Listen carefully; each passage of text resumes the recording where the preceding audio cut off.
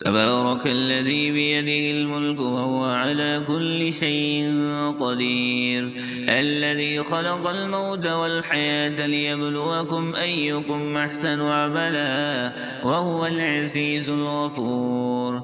الذي خلق 7 سماوات طباقا ما ترى في خلق الرحمن من تفاوت وارجع البصر هل ترى من فطور ثم ارجع البصر كرتين ينقلب إليك البصر خاسئا وهو حصير. ولقد زينا السماء الدنيا بمصابيح وجعلناها رجوما للشياطين وأعتدنا لهم عذاب السعير. وللذين كفروا بربهم عذاب جهنم وبئس المصير. إذا ألقوا فيها سمعوا لها شيقا وهي تفور تكاد تميز من الغيظ كلما ألقي فيها فوج سألهم خزنتها ألم يأتكم نذير قالوا بلى قد جاءنا نذير فكذبنا وقلنا ما نزل الله من شيء إن أنتم إلا في ضلال كبير. وقالوا لو كنا نسمع أو نعقل ما كنا في أصحاب السعير فاعترفوا بذنبهم فسحقا لأصحاب السعير. إن الذين يخشون ربهم بالغيب لهم مغفرة وأجر كبير.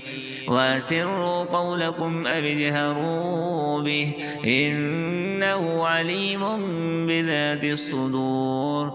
ألا يعلم من خلق وهو اللطيف الخبير. هو الذي جعل لكم الأرض ذلولا فامشوا في مناكبها وكلوا من رزقه وإليه النشور. أأمنتم من في السماء أن يخسف بكم الأرض فإذا هي تمور أم أمنتم من في السماء أن يرسل عليكم حاصبا فستعلمون كيف نذير. ولقد كذب الذين من قبلهم فكيف كان نكير. أولم يروا إلى الطير فوقهم صافات ويقبض ما يمسكهن إلا الرحمن إنه بكل شيء بصير. أمن هذا الذي هو جند لكم ينصركم من دون الرحمن إن الكافرون إلا في غرور.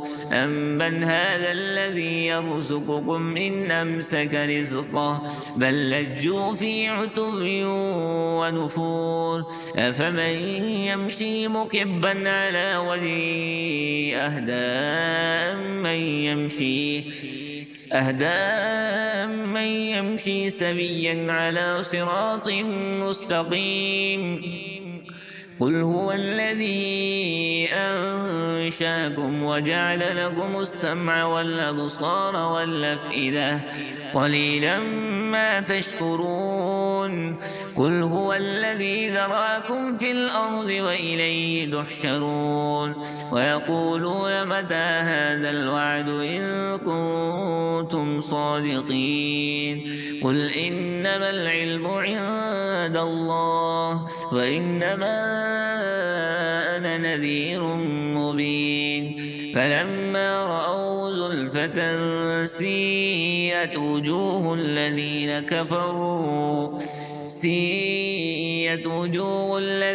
كفروا وقيل هذا الذي كنتم به تدعون.